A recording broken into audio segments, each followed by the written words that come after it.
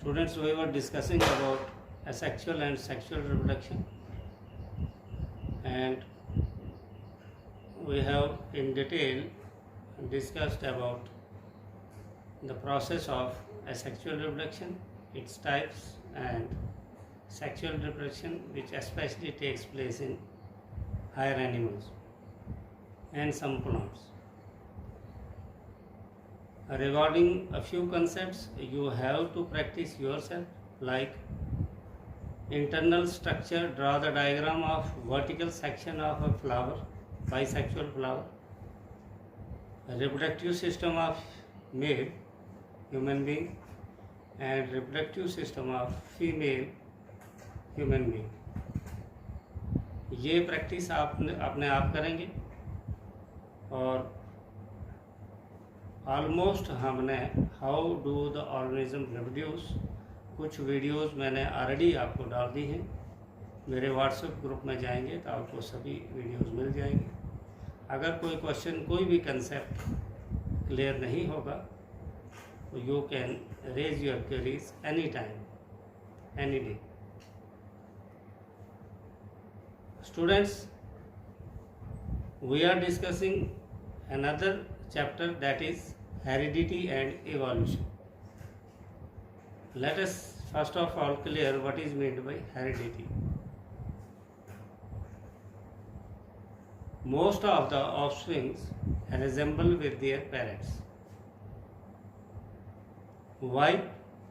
It often question arises that why the offspring resemble with their parents, either mother or father or even both. It means certain characters are inherited from both the parents. In sexual reproduction, we have discussed in detail that sperms are produced by the process of spermatogenesis, and this process takes place inside the testes of male organism, and ovum or eggs are produced by the process of oogenesis inside the ovaries of female. When a sperm gets fused with ovum, it forms a zygote, and this zygote develops then into embryo, and embryo gets transplanted with the uterine wall of uterus of mother, and after 9 months in case of human being, the fetus is delivered. In this way, sexual reproduction takes place. Now, before sexual reproduction, before sexual intercourse between male and female, gametes are produced. Like in male, sperms are produced which have half the number of chromosomes. In human body, in human cell, there are 23 pairs of, in human body cell, 23 pairs of chromosomes are present, in which one pair is sex chromosome and others are somatic cell. When gametes are produced, this chromosome number gets half, and an exact copy of DNA is prepared in both male and female.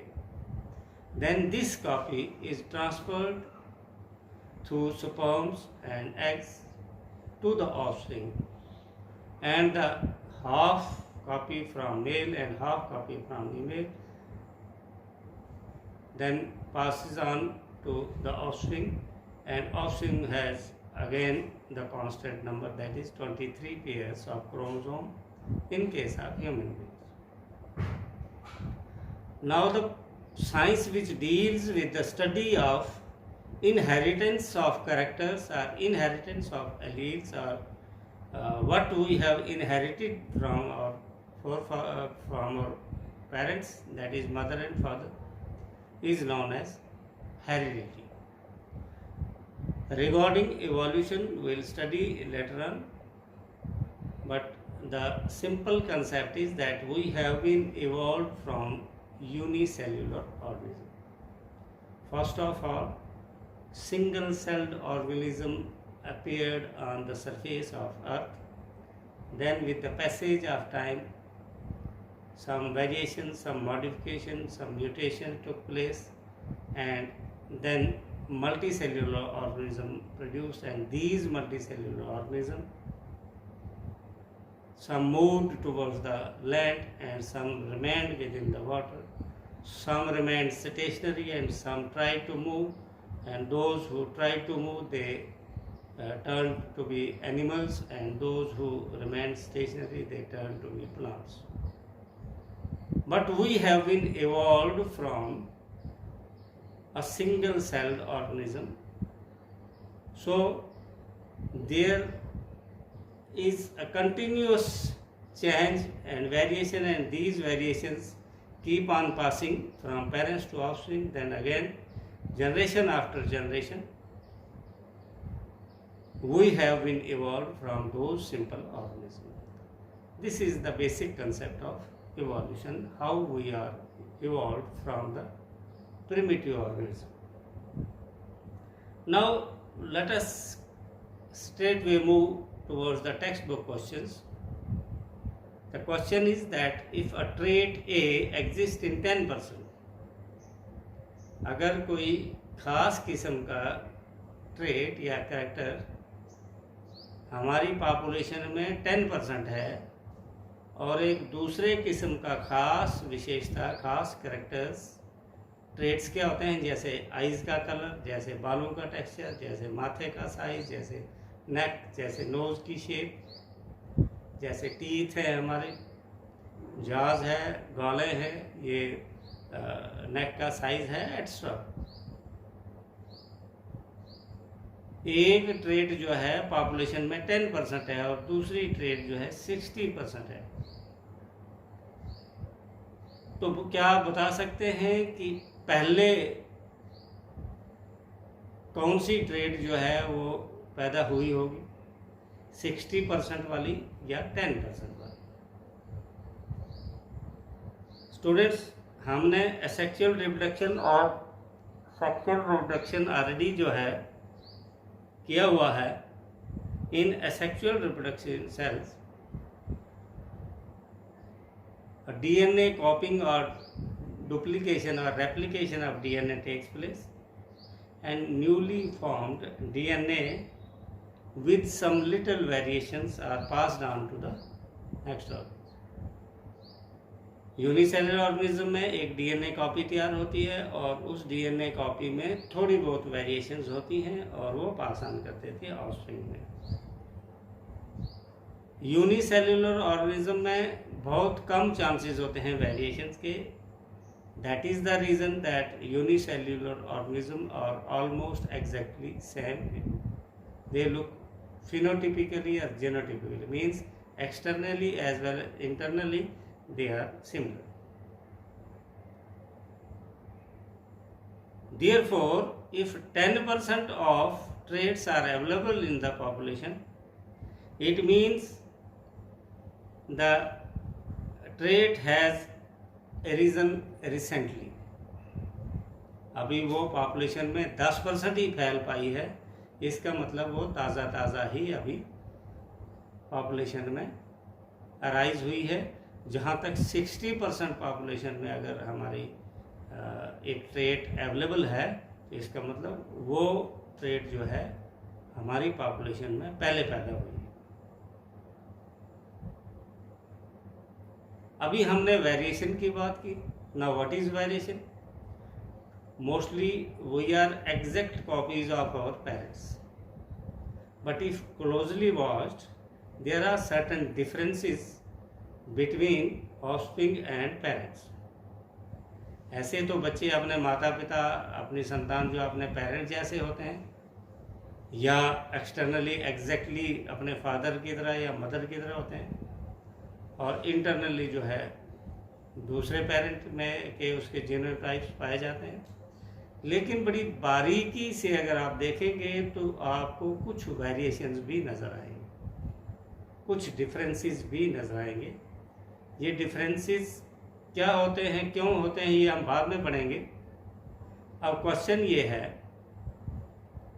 कि क्या ये जो variations होती हैं ये किसी species के survival में हेल्प करते हैं। Survival of the species. Species is a group of organism which can interbreed to produce their young ones. जैसे हम ह्यूमन स्पीशी है, डॉग स्पीशी है, मैंगो स्पीशी है, कैट स्पीशी है, बटरफ्लाई स्पीशी है, एक्स्ट्रा, गोट है, शीप है। तो एक ऐसा समूह जो जिनके मेल और फीमेल आपस में इंटरब्रीड करके अपनी तरह के यंग वंस को प्रोड्यूस कर देते हैं, उसको हम स्पीशीज कहते हैं। वापस क्वेश्चन पे आते हैं। अगर कुछ वेरिएशन जो है किसी ऑर्गेनिज्म में प्रोड्यूस हो रही हैं, तो क्या ये डिफरेंसेस जो अपने पेरेंट से हटके हैं ये उस स्पीशी के सर्वाइवल के लिए हैं या स्पीशी के लिए हार्मफुल है, means whether they are beneficial और हार्मफुल। वेरिएशन नॉर्मली जो है वो सडन चेंजेस होती है, म्यूटेशन भी जिसे कहते हैं, एनवायरनमेंट से हो सकता है। जैसे कहीं 2-4 महीने बारिश ही ना हो या कहीं बहुत ज़्यादा बारिश हो, means there are environmental changes. या हमने कुछ केमिकल्स का छिड़काव कर दिया या कुछ केमिकल्स वहाँ पर आ गए या कुछ ऐसे कीटनाशक पैरासाइट जो है वहाँ पर आ गए। एनवायरनमेंट का प्रभाव क्या पड़ा? टेम्परेचर बढ़ जाना। सपोज हम एक सिंपल एग्जांपल लेते हैं कि टेम्परेचर बढ़ गया 45 डिग्री। आपने ज़रूर सुना होगा कि जो मॉस्किटो है, मच्छर हैं, ये एक रेंज है टेम्परेचर की, उसी में सर्वाइव करता है। टेम्परेचर लो होगा तब भी ये मर जाते हैं, टेम्परेचर हाई होगा तो तब भी मर जाते हैं। तो अगर मच्छर सारे ही मर गए तो फिर नए मच्छर कहाँ से आ गए? इसका मतलब ये है कि अगर 100 number of mosquito were there, 90 की डेथ हो जाती है, 10 बच गए। वो 10 उस चेंज्ड एनवायरनमेंट में सर्वाइव कर गए, बाकी जो है वो पेरिश हो गए। तो अगर एनवायरनमेंटल सडन चेंजेस होती हैं, टेम्परेचर बढ़ जाता है, तो मोस्ट ऑफ द ऑर्गेनिज्म जो है वो मर जाते हैं, कुछ सर्वाइव करते हैं। इसलिए जो बच गए उनके लिए वो वेरिएशन यूजफुल रहा और जो पेरिश हो गए उनके लिए वो नुकसानदेह रहा।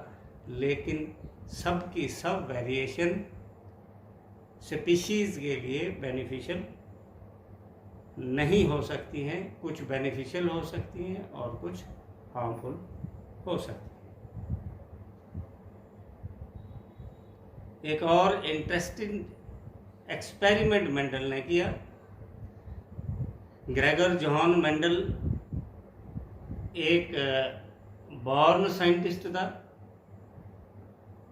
वो स्कूलों में बचपन से ही क्वेश्चन रेज करता था, लेकिन टीचर्स जो है अनकंफर्टेबल फील करते थे और उसको अक्सर हर स्कूल से टीचर्स जो है एक्सपेल कर देते थे। और अल्टीमेटली उसने सेल्फ स्टडी अपने मोनेस्ट्री में, जैसे मॉन्क था वो, तो वहाँ पर की। और वो अपने गार्डन में जो मटर के पौधे थे, पी गार्डन गार्डन पी जिसको हम कहते हैं, उस पर वो एक एक्सपेरिमेंट करते रहा। उसने क्या किया, एक सिंपल सा एक्सपेरिमेंट किया। एक लंबा पौधा लिया, एक छोटा पौधा। एक का साइज बहुत बड़ा था, एक का साइज कम था। उन दोनों को उसने क्रॉस करवाया। मीन्स एक के पोलन ग्रेन्स दूसरे के स्टिग्मा पे डाले और एक दूसरे के पोलन ग्रेन्स उसके स्टिग्मा में। अब बीज तैयार हो गए तो पहली जनरेशन तैयार हो गई, जिसको बोलते हैं F1 generation, first failure generation. अब अगर आपको मैं पूछूंगा कि किसी के फादर जो हैं लंबे साइज के हैं और मदर जो है छोटे साइज की है, तो जब बच्चे पैदा होंगे तो क्या वो लंबे होंगे या छोटे होंगे? तो उसने क्या देखा कि जो फर्स्ट F1 जनरेशन के पौधे थे वो सब के सब टॉल थे, सब के सब लंबे थे। यहाँ से उसने एक लॉ निकाला, जिस लॉ का नाम रखा law of dominance. Law of dominance का मतलब होता है कि out of two alleles one is dominant over the other. Which one is dominant? One which is expressed in the offspring. जैसे टॉलनेस का करेक्टर जो है वो दिख गया, लेकिन ये बात नहीं है कि उन टॉल प्लांट्स में ड्वार्फनेस वाले एलील नहीं थे। जैसे हम हैं, अगर हमारे जो फिनोटिपिक एक्सटर्नल फीचर जो हैं वो फादर जैसे हैं, इट डजंट मीन कि मदर के फीचर्स हमारी बॉडी में नहीं है। मदर के भी हैं, लेकिन वो हिडन है, और एक कैरेक्टर एक्सप्रेस हो गया